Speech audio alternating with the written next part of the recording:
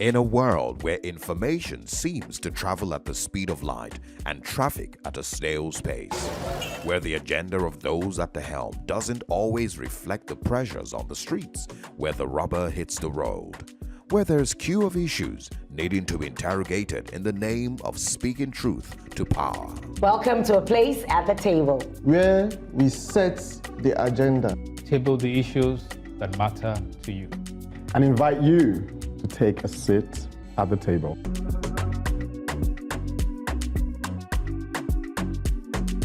Welcome to a place at the table. This week, I'm spotlighting our past heroes in a time of moral poverty. Inspiration has to come from somewhere after all. I'm profiling the unique market that is Nigeria and offering insight into why some business fail before they even start. Insight is necessary, Bright, and to prevent falling short, or in the case of medical negligence, it is a matter of life and death. You know what I mean, don't you? The unfortunate case of Chimamanda's. Very, very, very sad situation. Prevention, they say, is better than cure. Can we prevent a third world war? I'm making a case for saving the UN. Can the UN be saved? Really? Can it be saved? The jury is out on that one, Yinka. But meanwhile, I have a case of my own to make, revisiting the old to reinvent the new. I'm speaking of Blue Oceans, Old Roots, and Femi Adebayo's Nollywood gamble. Ladies and gentlemen of the jury, we bring truth, insights to the table as we make a case for a better society.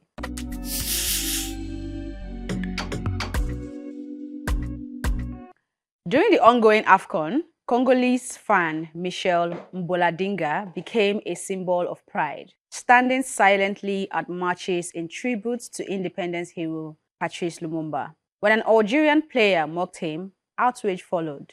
But Nigeria's Akko Adams, already aware of the incident and its symbolism, responded differently. After scoring, he mirrored Lumumba's iconic stance. It wasn't for clout, it was informed respect, an intentional act of solidarity. In a digital age where access to information is unlimited, being informed is a form of power and integrity. Akko's gesture proved that awareness can refine action. He did not just react, he understood, reflected, and acted with purpose. For me, this reflection is necessary. I have called out African leaders on this show, urging them to rise, to lead boldly, and to embrace integrity. But today, I choose to pause and remember those who once did, those whose courage leads the path we now walk. Patrice Lumumba from Congo was assassinated in 1961. He was the country's first democratically elected prime minister and was targeted and eliminated with the help of Western intelligence for resisting foreign control. Thomas Sankara from Burkina Faso was assassinated in 1987, a revolutionary leader who rejected IMF loans and promoted national self-reliance. He was killed in a coup orchestrated by internal forces with alleged backing from foreign powers. Steve Biko, who challenged the mental chains of apartheid South Africa, was assassinated in 1977. Amilcar Cabral, who led Guinea-Bissau and Cape Verde's liberation, was assassinated months before independence. Eduardo Mondlane of Mozambique, Herbert Chitepo of Zimbabwe, and Dedan Kimathi of Kenya all stood for justice and nationhood and were cut down before seeing the fruits of their struggle. With limited access to information and media at the time, we were told they were dictators. Africa was painted as violent, unstable, and corrupt, while the real issue was that these leaders threatened foreign control. They only wanted Africa to rise. They stood for something greater than themselves. In remembering Africa's true patriots, may we also remember what they stood for: truth, dignity, and leadership that begins with being informed enough to care. First of all, thank you for this advocacy, because I think one of the biggest problems we have with our generation is we don't know anything about history. We don't care. I feel like there's so much information about what's happening now that we don't even pay attention of what has happened that got us to where we are today. So I didn't even know about the story. I mean, it was when, different platforms started talking about it and talking about the guy that was where I was like, okay, let me do more research about this person. So it's very important that we bring up topics like this to kind of highlight the people who have gone ahead and sacrificed their lives to be able to give us what we have today. And I feel like because we don't really celebrate people that do good, it kind of like just makes being good not worthy, right? I understand that being good, you shouldn't be doing it for somebody else. You do it for yourself. You should do it because, but at the same time, there's a lot of sacrifices that needs to be made that you not ask yourself, why would I want to kill myself because of this? Like, I think everybody came to this world to live. Why would I want to die?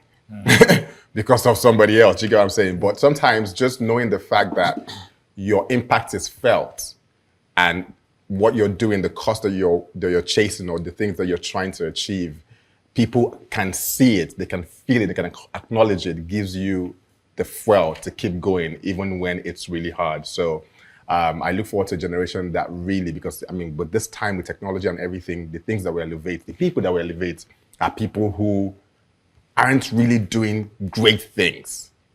They're doing trendy things. They're doing things that gets people excited and fun, and they are being elevated. But the people right now that we are elevating in our society are people that are not doing great, amazing things. And that is kind of like watering down the value of greatness. I wish someone had interviewed Akko Adams. That was profound. I think that guy is a millennial, I think.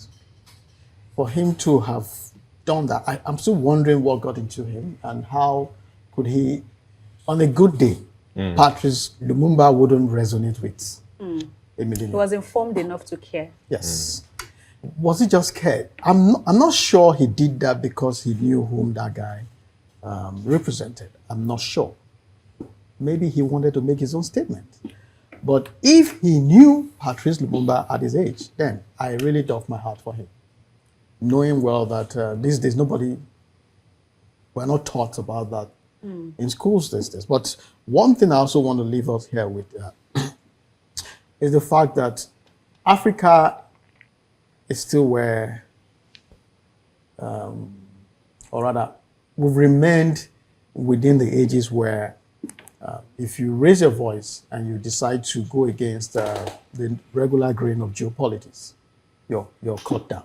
The symbolism of the act by Michelle, and it takes football to elevate football to a point where we see it as a tool for rallying people and a tool for projecting memories and remembrance. This is about the art of remembrance and memories.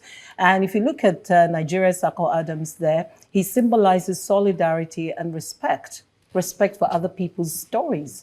And broadly, this talks about intergenerational storytelling as well, because we see two people representing a particular generation, speaking to the past generation and the powerful acts. We see a reverence for the founding fathers of Africa, those who fought for independence, and how they're held in esteem. So you see this Michelle of a human being consistently doing that. It's evoking the memories, taking us back to our roots. And that's very important. I wish and hope that we will continue in that tradition to remember those who laid down their lives, those who were eliminated for Africa to be where it is today.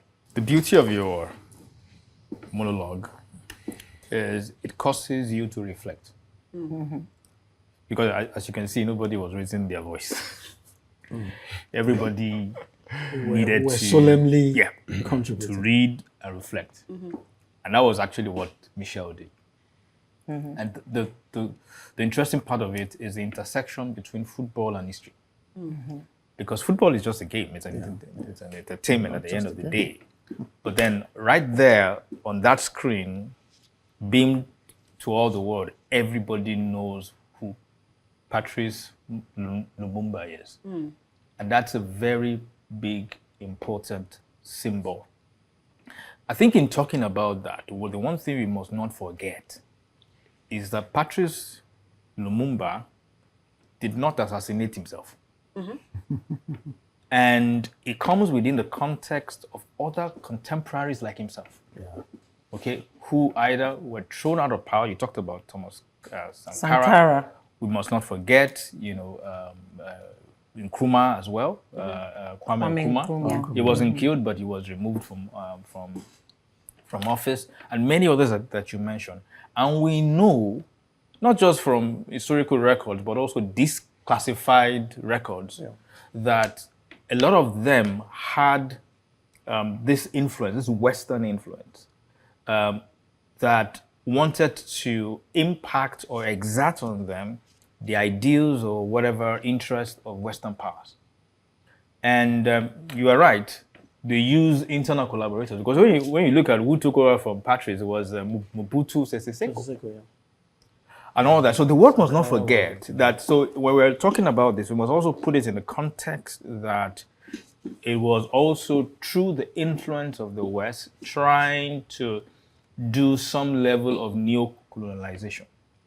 And the question we must ask ourselves today, and this is where I ended, as Nigerians and as Africans, is, are we repeating the same mistakes of the past? Sabotage isn't always an internal issue. Nigeria, know thyself. Africa, know thyself. Stand strong and stand tall. Hear, hear, Elsie.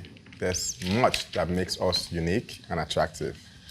Those who know, know. Like they say, if you know, you know.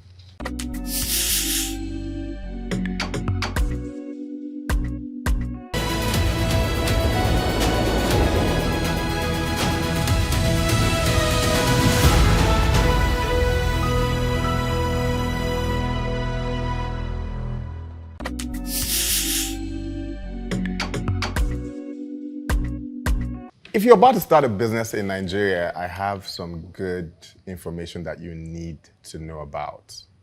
You see, most businesses don't fail in Nigeria because the economy is bad. They fail because the founders never understood Nigerians in the first place. If you think Nigeria is just a place where you bring a product and sell it, you've already lost. Nigeria does not respond to product first. It responds to culture.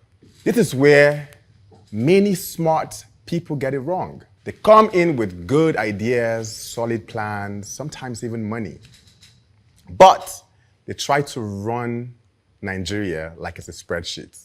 And Nigeria doesn't work that way. You don't understand this country from an office. You understand it by listening across states, communities, and everyday life. Because Nigerians don't just buy what works. They buy what means something. Religion, for example, isn't a lifestyle. It is infrastructure. It shapes trust, decision, and belief.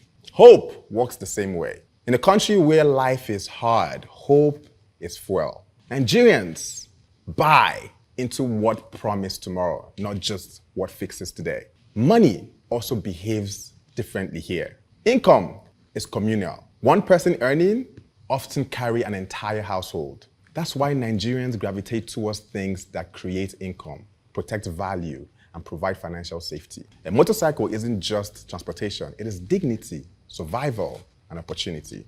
Then there's entertainment. Gists, music, film, and pop culture are not just distractions. They are how Nigerians cope, connect, and stay sane. If your idea doesn't live where people laugh, argue, dream, and escape, it will struggle to stay relevant. Pride also matters. Identity matters. From fashion to fragrance, Nigerians don't just buy function.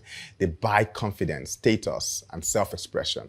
And no matter how big your advertising budget is and the billboard that you use, community will always beat marketing. People trust people, their mechanics, their pastors, their union leaders, their friends. Authority and credibility move market faster than money. Add urgency, momentum, and fear of missing out, and things spread fast. Because underneath it all is hustle. Ambition in Nigeria is not optional, it is survival. So the question isn't whether Nigeria is hard. The real question is whether most founders are actually prepared to understand Nigerians, or they just want Nigerians to understand their product. I have an attitude, and it says when it comes to the Nigerian market, overthinking is a disability. And I've seen a couple of businesses adopt that path, and they're doing well. But it has its limitations. So how do you balance the two, where you think too much, you get into the market, and it's a different ballgame. And then you jump in, and you're learning, you're unlearning, and relearning, and making progress. You understand? So, yeah, I love the part where, is there fun in it? Are you able to build community and then leverage that community to sell, whether it's service, whether it's products? You know, so good one. I hope the meat in this monologue comes out very clear. I'm still rethinking. I'm hoping that I can stop thinking too much. That has been a problem for me. Yeah. I've been involved in 1 or 2 businesses. We know. We know. So I was like, right, are you talking to me? Talk to me. Talk to me if you want to talk to me. But good one. Well Thank you. I love that you contrasted marketing and community because Nigerians are communal people.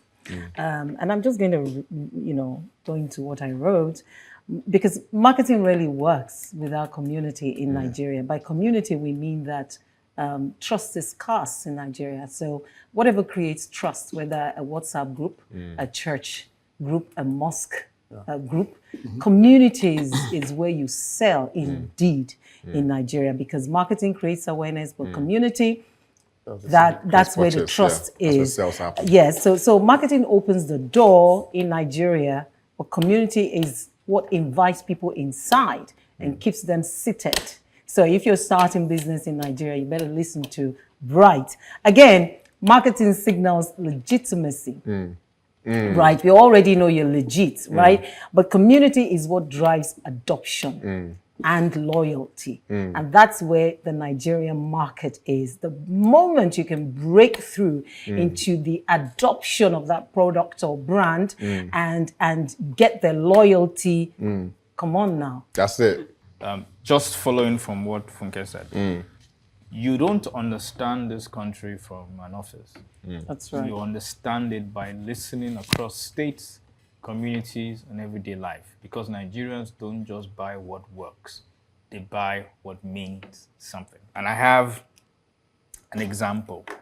The early parts of my career, I spent it in Port Harcourt. And while I was there, I was in charge of operations in the southeast of my organization. And there was a particular product, it's a malt drink. I don't want to mention the name, but once I start talking about it, you probably know what the drink is. And it was distributed all over Nigeria, but it had the highest sales in the southeast. And for whatever reason, people didn't understand. Why was it that this drink was more popular in the southeast than it was all over the country? So we did some kind of market research, and guess what? It came down to the bottle head. The bottle head is red. And it symbolizes for the people that when you're having special occasion, you'd use that because it represents something that's a high value and all that. And we communicated this to the people, in Lagos, because the factory was in Lagos and all that. We said, whatever you want to do with that brand, don't change the head. Don't touch the head. Whatever.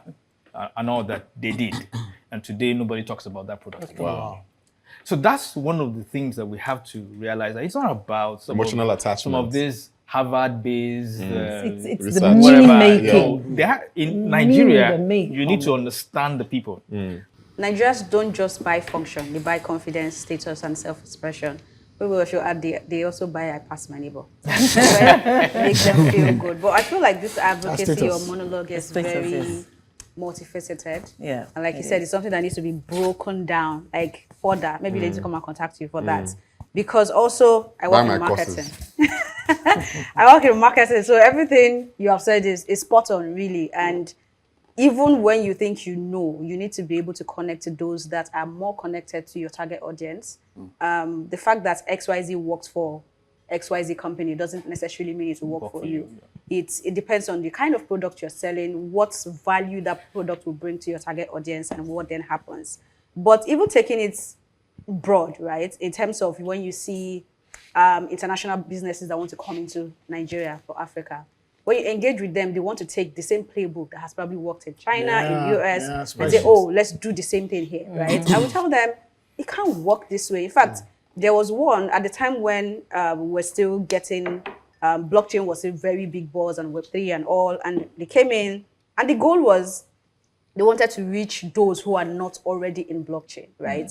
And if you're in that space, you know that they have a social networking chat platform that they're very conversant with. But if the goal is to reach those who are not in that community, then you have to go to where they are to speak to them.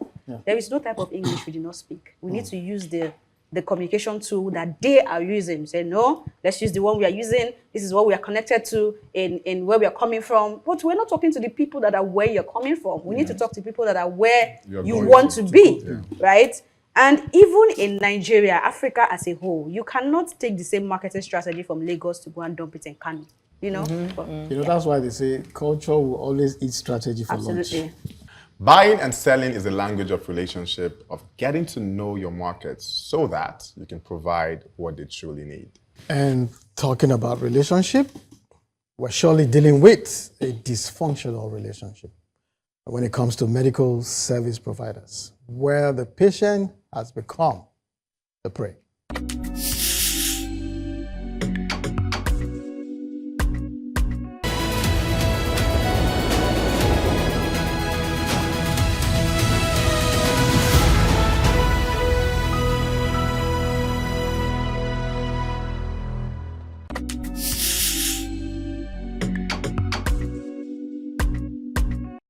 Chimamanda Ngozi Adichie is grieving and fighting.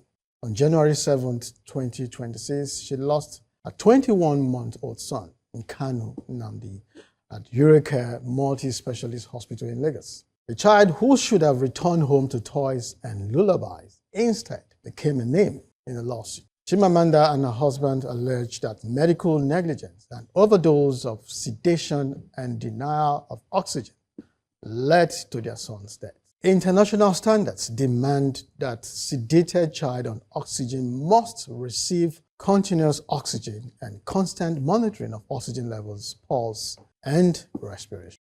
Did Eurocare do this? No, says Dr. Anthea Esege Nwandu, an expert in internal medicine, and guess who she is? Chimamanda's sister-in-law. Now, Eurocare denies these allegations, yet one question hangs heavily in the air. What is my business, your business, with Chimamanda's fight for justice? We're all potential victims of this frequent but underreported tragedy. The African Research Journal on Medical Sciences says 16.5 to 90% of Nigerian healthcare professionals admitted to having made medical errors, including medication prescription and diagnostic error. In our hospitals, mistakes are quietly buried and renamed medical accident.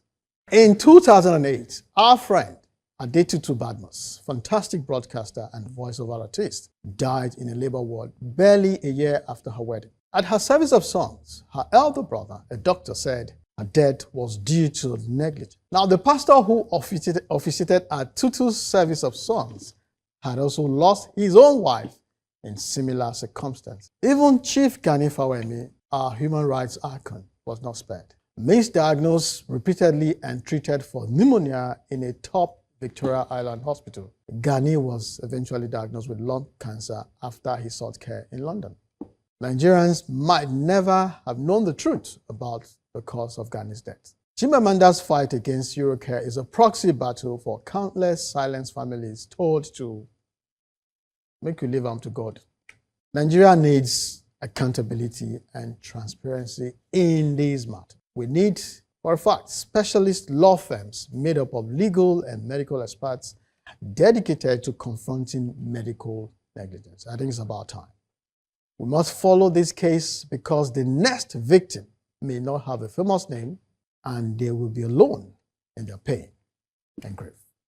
So the reason why I can relate with this is because two things. I have two stories. The first is this December, my friend got married, and so we went to Abia State, right?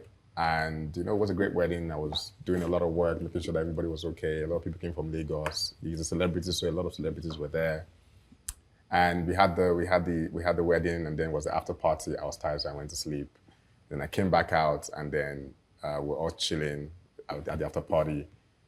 And the next thing we heard was fireworks. Like, everybody started running.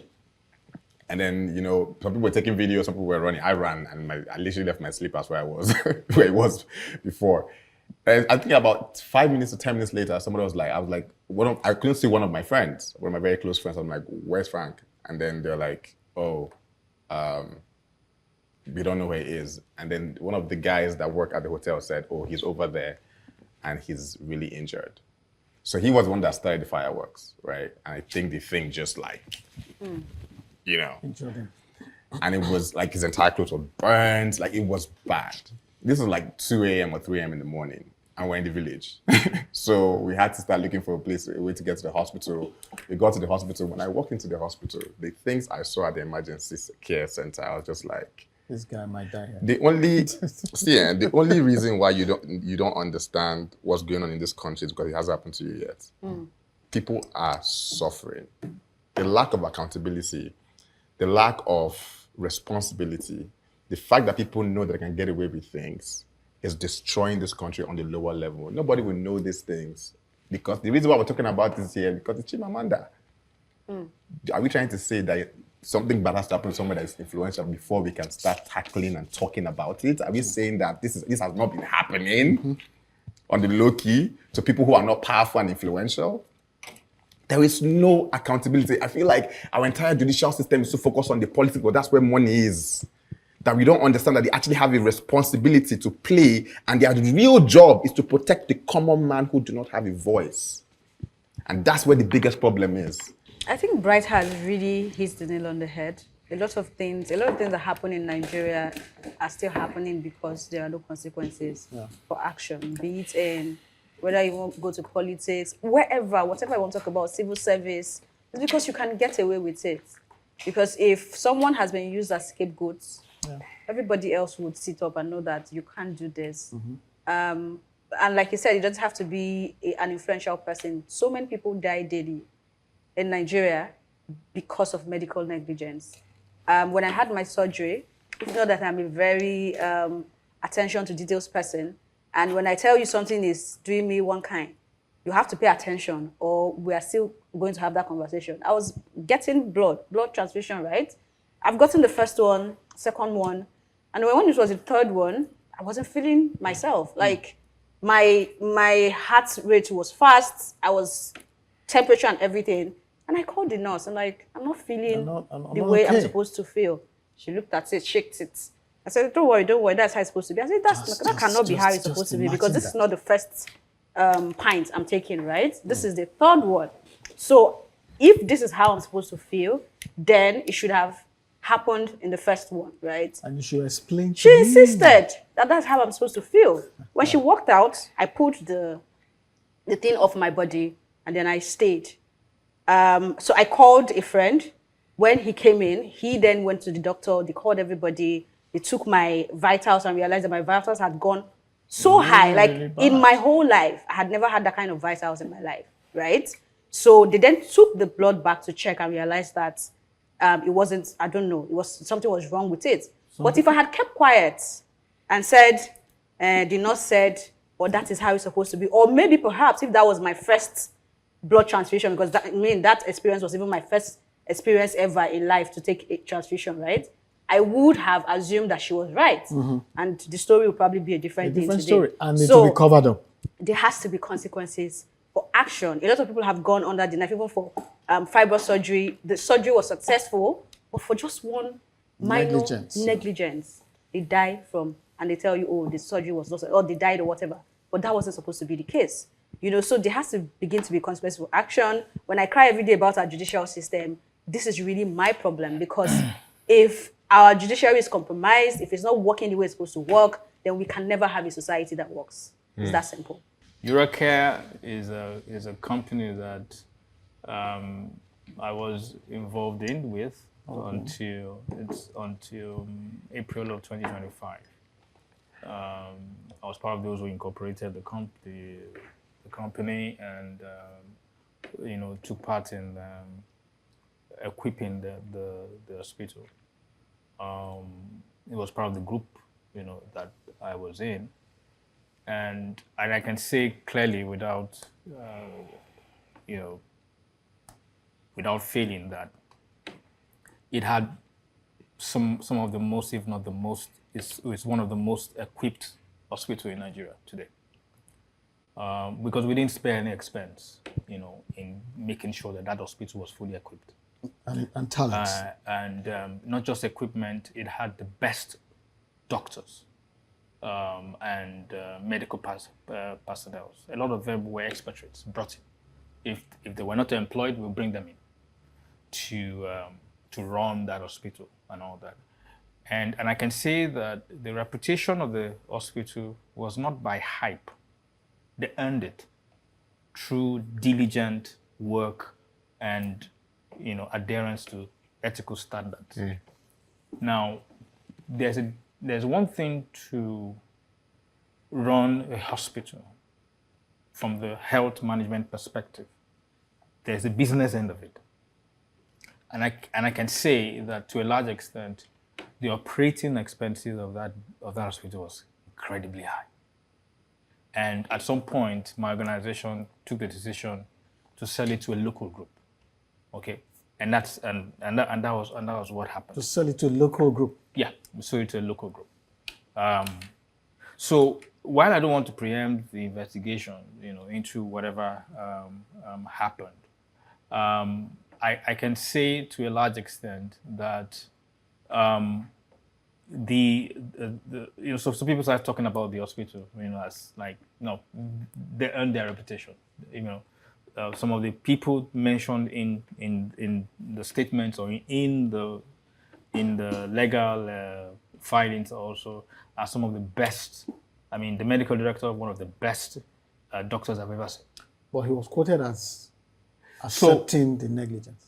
Yeah, I mean, that's why I said we need to leave it to investigations to do. Now, are there medical mistakes that hospitals make? Yes. Is it peculiar to Nigeria? No. Hospitals make mistakes all the time. The difference you find in Nigeria is that when mistakes are made, what do we learn from it? Is there a peer review mechanism? Even accept that we've made a mistake. Is there a peer review mechanism to make sure that others understand that, okay, if this happens, we should all make sure that we pay attention to this. In the same way, when you have an air crash, there are investigations, and then you find out that lesson is replicated to all aircraft. Is there that kind of mechanism in Nigeria? Secondly, are there consequences to punish those who made the mistakes? So that's where we have to look internally in Nigeria and see what must be done in this case. It looks to me like a clear case of negligence. Now, what this unfortunate incident did to us in Nigeria is that it gave voice to many who've gone through this. I remember, and I've read accounts of people who said, I lost my only brother to medical negligence. Yeah. Nothing was done. I lost my father. I lost my mother. I lost this. And you have reminded us of Adetutu Badmus's passing. Come on. It was a bitter passing for all of us in the broadcast industry at that time. And she was pregnant. And that child died inside of her, and nobody knew. Yet she was going for antenatals. Yeah. Wow. Yes. And that was what killed Adetutu Badmus. So, and all the bills were paid. Gosh. All the bills were paid. I remember a friend who said to me, who recounted his wife's post-fibroid surgery experience. It was horrific. How the place ruptured. And they had to, literally use their hand to cover and run back to this very expensive hospital on the island, on Lagos Island again. I mean, remembrance, we remember. Look at Chimamanda's family. The sister-in-law is a doctor. The husband is a doctor. Look at Adetutu Badmus's family. The brother is a doctor. The pastor's wife passed on. Somebody else was a doctor in that family. So this is not isolated from those in the medical industry as well. We're all in this. And just as Yinka said, the best lesson in all of this is that we see that this tragic episode becomes a watershed in the occurrences of medical negligence in Nigeria. In a system that lacks accountability, we are all victims waiting in line. It is not a matter of if or when. Kingsley, let me apply this prognosis to the current world order, where might has taken the place of the rules-based system. I ask you, aren't we all sitting on a ticking time bomb? Tick-tock, tick-tock.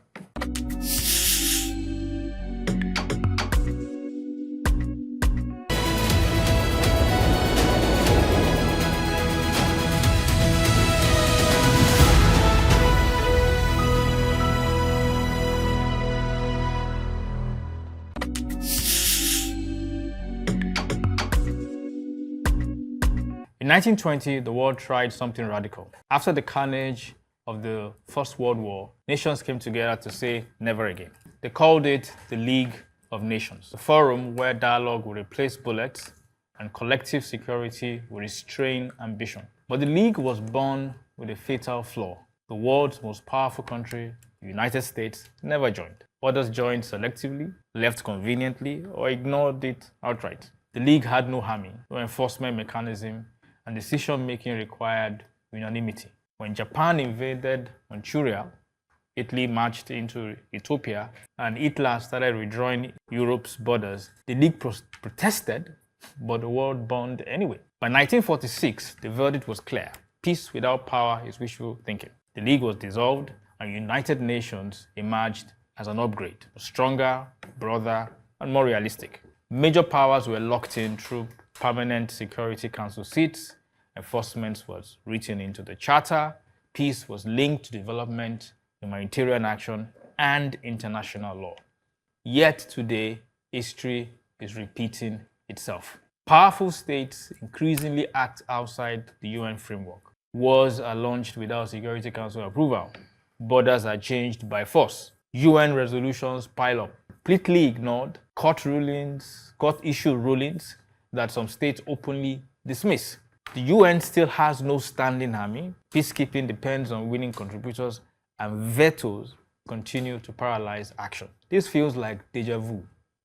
When the rules-based order is replaced by the might is right order, we give license to others to do the same. Today, it's Ukraine, Gaza, and Venezuela. Tomorrow, it could be Greenland, Taiwan, the Sahel, or a conflict we have not yet imagined. This is how the League of Nations died, not in one dramatic collapse, but through repeated acts of irrelevance. So the question before us is not whether the United Nations is imperfect. We know it is. The real question is whether the world still believes that rules should restrain power, or whether power alone will not write the rules. Saving the UN is not about preserving an institution. It's about preserving the idea that the world should be governed by rule, not might. That idea, imperfect as it is still worth fighting for. I'm trying to understand who will fight for this idea. Because we're talking about the United Nations, who is supposed to be a body that protects, the nations, right? Yeah. And then you have a particular country that has nukes. Right? Has another country has what they call the dead hand. That even if we die, our dead hand will still help us. Right? right? You don't know what that is, right? Okay. yeah. Google it after this, right? It is the code. Yeah, you literally have all this in place. And then you have the UN that literally is just a voice. Like, there's no power. There's no look behind the UN. like, I mean, it's like I'm trying to understand what we're saying here. Like, just because you can speak English, bro? Like, what are you talking about? What is behind the UN that gives them the power? Look at the Israel situation. And I mean, there was a what do you call it? There was supposed to, what's his name? I can't pronounce his name. Netanyahu. Yes, there was a court case. He was indicted. He was indicted indicted by and the he ICC. was- Indicted. he had to face trial. He didn't show. Bro is not. He's out there. He doesn't give an F. He's out there. So when you say there's a body of a group of people who come together and call themselves United Nations and they talk about stuff and they really do not have the power to back up what they're saying, the people that have the look will talk. The only reason, I mean, there was a video of Russia's president with, I think, Kazakhstan president. And Kazakhstan president was like, you know what, guys? We need to be kind to our neighbors. We need to be able to dialogue. We don't have to fight. And the only statement that Putin said was, that's what Gaddafi said. The reason most countries would rather die starving than live without nuclear capabilities is because of this. Anybody, you can be kidnapped any day. But that's you can on be one hand. picked. On the other hand, You know, who is the United Nations? Maybe I would have used who are. Who is? It's the US. You fella said it. Waiting united for United Nations. It was a song. So when you are already above questioning, the United Nations doesn't exist anymore. Any country, whatever they signed after the League of Nations was metamorphosed into the UN, stop being effective the moment there are countries or a country that cannot be questioned. So I think my optimistic side is saying that what you want might not happen now, but I think the world is on a journey to get into that point. Maybe not UN, leave UN alone, right? But the world order, we've had this conversation on this table, actually when Trump just came in and everything was flying, it was hot at the time, you know, and I think it was Zuma who raised that advocacy, or that, no, it was your advocacy, and she talked about everybody looking up to the big brother. And I said, this is an opportunity for more big brothers to rise. Whatever you say is wrong or right. Money speaks.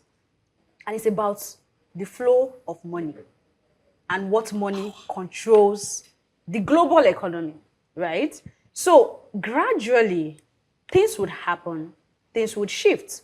There's I think it's an announcement that came out 2 days ago about the number of countries that the US has stopped processing About visa. 70 countries of them. You know, 70 countries. And then I saw someone make a post, which I absolutely align with. And he said, it's fine, it's their country. But I think the next World Cup is supposed to happen in the US. This is the point where a FIFA would say, it can't happen there anymore. Because you have pretty much shut out All the participating some of the countries, in fact, a lot of the countries that would participate. So yes, they are superpowers, they are big brothers, they have the nuke or whatever it is. But with such decisions that has to be made with confidence, they also begin to get consequences, even if it's a needle. The UN you want, we still have it. It's just that it's taking care of small countries. well, They are able to whip small countries in line. The big boys are the problems. Well, for me, Yinka, I have to thank you for taking us through the evolution of this important world organization that they started from the League of Nations and then evolved into the UN. You said something in your advocacy which is instructive, which Bright also spoke to, as well as Kingsley, and it's that peace without power is wishful thinking. And it's two ways. The UN as a world body has no power. The countries with power control the peace of the world. So a Russia can rise up and invade Ukraine for years and refuse to budge to the voice of reason. Israel can afford to yamutu everyone in Gaza, including journalists, and the world is still going on. Practically decimate the people in Gaza. US can suddenly wake up one day and pick the president of a nation and take to their place and say, your oil is now in our possession. I'm now the acting president. My goodness. So it makes me remember... The picture, though, you know you had a picture like acting president of Venezuela? Oh, wow. Yeah. It is ridiculous. It makes me remember people like Kofi Annan, may God rest his soul, and Ban Ki-moon. It makes me think of institutions and the leaders who run these institutions and their diplomatic acumen. That's on one side. And then you begin to look at your quote that says, saving the UN is not about preserving an institution. It is about preserving the idea that the world should be governed by rules, not might. And that for because me, we need to. That for me is a major concern because we know how the League of Nations ended. It ended and then we had a World War II. And so the question for us is that if we go along this line and it seems like history is repeating itself, Definitely. are we preparing for a World War III? Well, Maybe kind of are. we think either about it. unite to fight for peace or the option for war will be foisted on us. I give to you not so much an urgent but engaging matter of rediscovering cinema and community. You could say we've come full circle.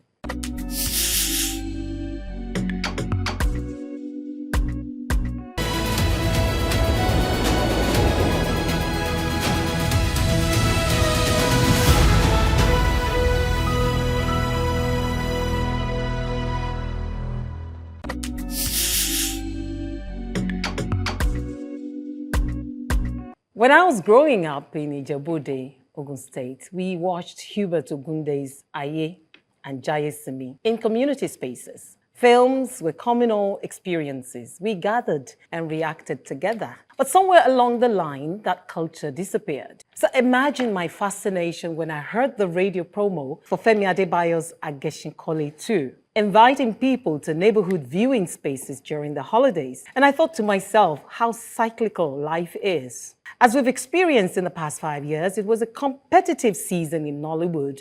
It was a tug of war for dominance. Big titles were chasing limited cinema screens. Funke Akindele, Tony Abraham, Iniedo, and Nia Kimolayon were all in the mix. The politics of visibility, screen time, and box office numbers was fierce. Instead of fighting for screens and sharing revenue with cinema operators, Femi chose a blue ocean strategy by creating a new market space rather than competing in an existing one. So with Ageshikole 2, he adopted a traveling, community-based screening model. The same approach his father, Adebayo Salami, participated in decades back. So it wasn't really a gamble born of ignorance. Within 12 days, Ageshikole 2 reportedly grossed over 417 million naira. Ticketing pricing was between 3,000 and 4,000 naira, prioritizing affordability. Viewing centers pulled in local vendors, community and inclusion in pricing and choice of venues. A different feel from populist YouTube movies dominated by others. Femi has tested other distribution channels in Nollywood. Jagun Jagun streamed on Netflix.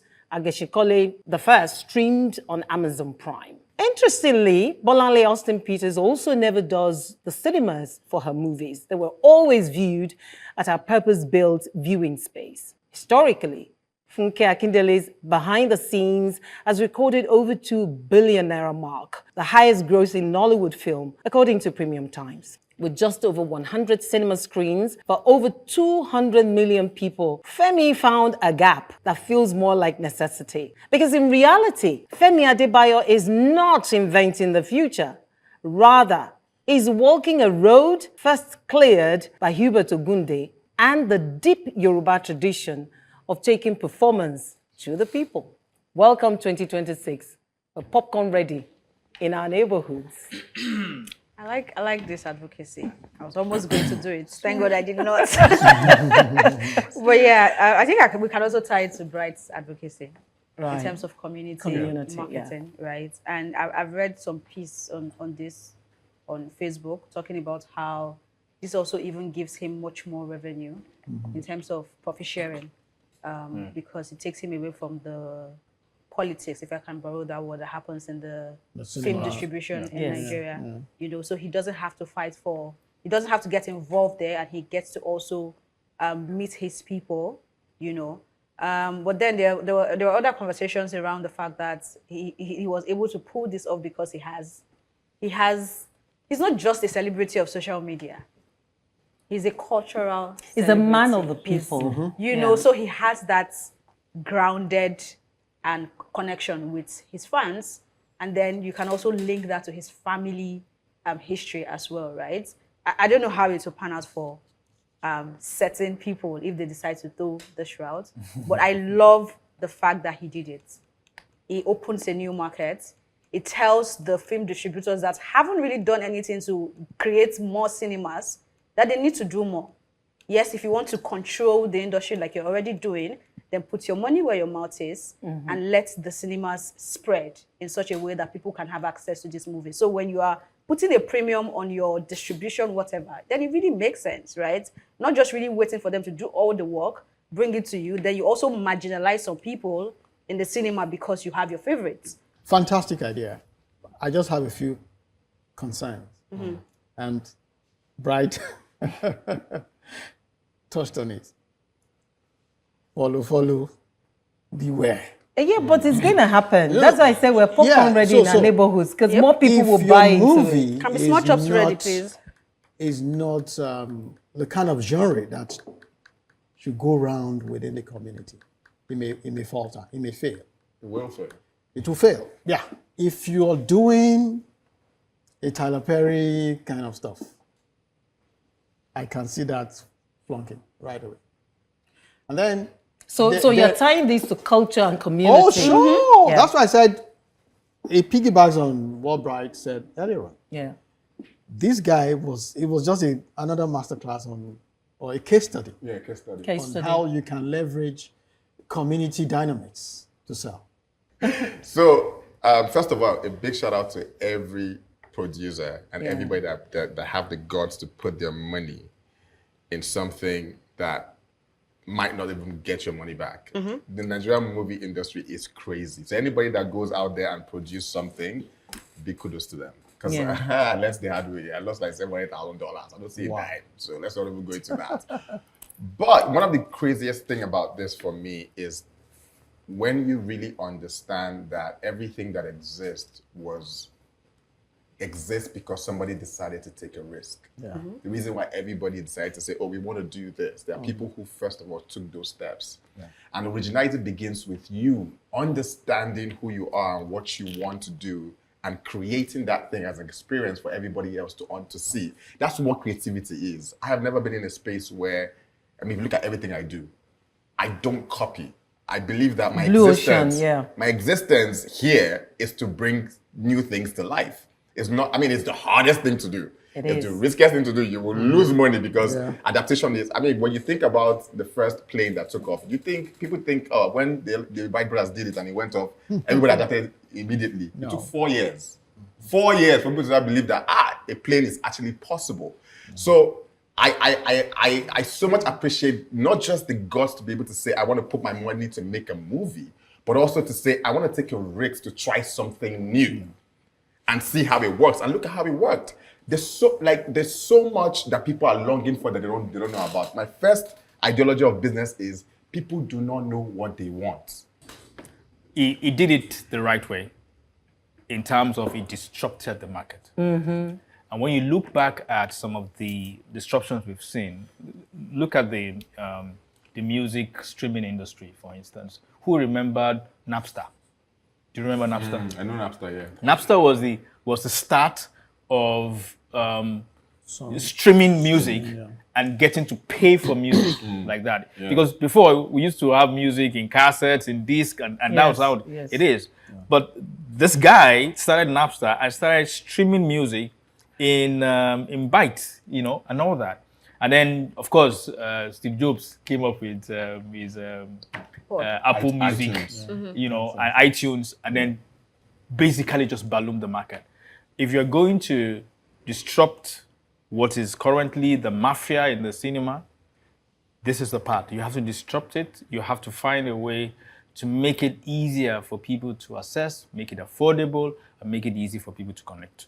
Honestly, thank you very much, Yinka. Well, the year is still fresh, and already urgent matters are piling on the table. We're glad you could join us to do them justice. We look forward to yours being a part of the conversations that matter to all of us. Same time, same channel next week. Until then, it's goodbye from everyone at the table. I'll stop. Bye-bye. Ciao. Hasta la vista.